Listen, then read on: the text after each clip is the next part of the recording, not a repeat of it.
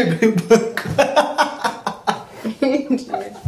Ter um Deus é tão importante assim? Por que ter um Deus é uma coisa que todo mundo precisa ter? Será que a gente toma uma decisão infantil perante as outras pessoas? É isso que vamos ver no capítulo de hoje. Olá! Seja muito bem-vindo ao meu canal, meu nome é Delian e esse é o seu canal de conhecimento. No capítulo de hoje iremos ver se ter um Deus é muito bom ou ter um Deus é muito ruim. Vamos ver os questionamentos do Leão do canal e os questionamentos do Padre Fábio de Mello perante esta situação.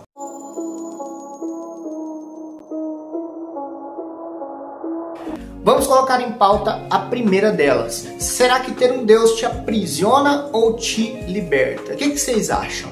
Comentem aqui embaixo pra mim, por favor. Por que que geralmente a gente tem um Deus? Primeiramente, porque a gente gosta de se sentir seguros. A gente gosta de sentir que há uma pessoa olhando pra gente, que tá alguém cuidando da gente. Então a gente sempre gosta de seguir a Deus perante isso, que eles vão fazer um milagre perante nós. Mas será que isso acaba nos escravizando? Nos colocando a ponto de pensar que somente Deus liberta e somente Deus pode ajudar a gente? Ou será que a gente tá numa liberdade absurda? Leandro Carnal diz sobre a obra de Sartre, onde não existe um roteiro pré-estabelecido na nossa vida. E o Padre Fábio de Mello retruca que tudo que acontece em nossa vida é por consequências dos nossos atos. Então é muito importante a gente decidir que nem tudo é Deus que pôs. Às vezes o que a gente plantou lá atrás a gente está colhendo hoje, porque a gente plantou lá atrás para colher. Tudo é consequência dos nossos atos anteriores, que está moldando a gente para ser o que a gente é hoje. É importante salientar que Deus acaba ajudando a gente na questão de ter esperança, de um futuro melhor, de que Deus irá salvar a gente, vai pôr as coisas na nossa vida.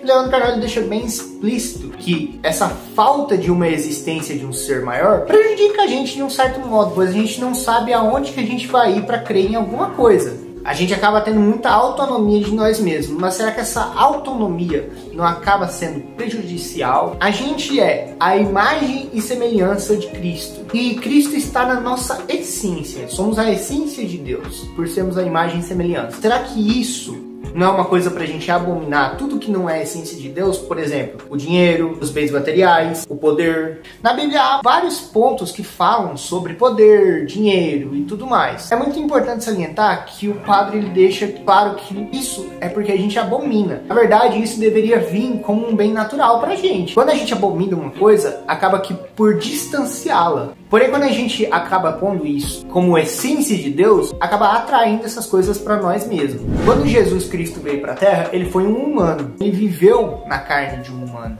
E quando a gente coloca Cristo como a lei, o Padre Fábio de Mello ele põe a carta do apóstolo Paulo aos Gálatas, onde ele fala sobre corpo e a mente, onde a mente seria dos homens, porque a gente pensa, a gente executa, a gente consegue fazer, mas há alguma coisa que impele a gente de conquistar. Por isso é importante o coração. O coração é quando a gente se sente bem em fazer alguma coisa e a gente vê que está no caminho certo. Escutar o nosso coração às vezes é muito melhor do que escutar a nossa mente, pois ele é a nossa essência, o nosso instinto de fazer as coisas. Porém, Carnal, ele retruca essa fala falando que a demanda por liberdade se refere subitamente à submissão.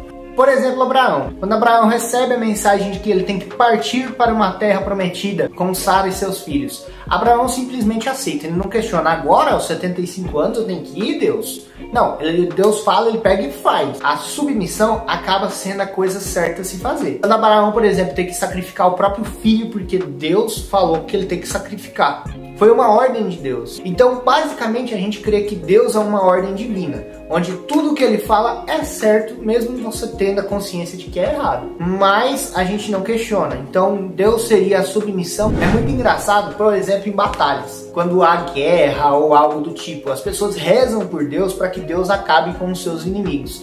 Mas é uma questão meio contraditória. Por que Deus mataria os homens, sendo que ele ama os homens? É interessante esse ponto de reflexão do Carnal, onde a gente acaba sendo muito intolerante com as outras pessoas, mas Deus criou todos da mesma forma. Então por que a gente subjuga uma pessoa achando que Deus também subjugará ela?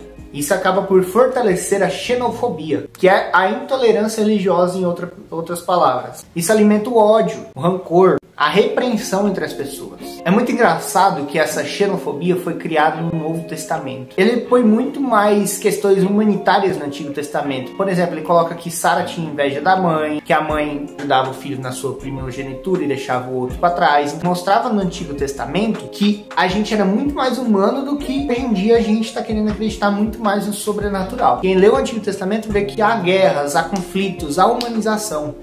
Somos humanos, a gente sente inveja, sente rancor, sente amor, sente paz, sente uma renca aí de emoções. No Antigo Testamento tinha muito isso. Inclusive, o padre Fábio de Mello, ele afirma com o carnal que realmente ele percebe isso. Então assim, são duas pessoas que leem muito a Bíblia, têm visões diferentes. Quando a gente começa a pensar no Antigo Testamento como humanização, a gente acaba vendo Jesus também como um ser humano. Quando ele se perdeu no templo de Jerusalém, ele conversou com os vendedores lá da igreja. Então assim, ele foi juntando aquele ódio, aquele rancor, e aos 33 anos, quando ele descobriu que ele ia morrer, ele meio que, em outras palavras, carnal, disse que ele esqueceu do mundo e virou as mesas dos comerciantes falando que era errado. Então aquele rancor, aquele ódio que ele juntou por 33 anos foi usado só naquele dia.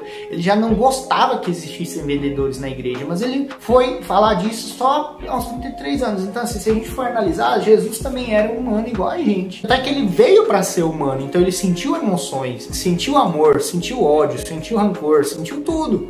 Me conta o que você acha e deixa o seu like, deixe o seu compartilhamento, porque mais pessoas precisam discutir sobre isso. Quero que você se inscreva no canal para não perder essa série. Estamos chegando ao fim, falta mais 3 episódios.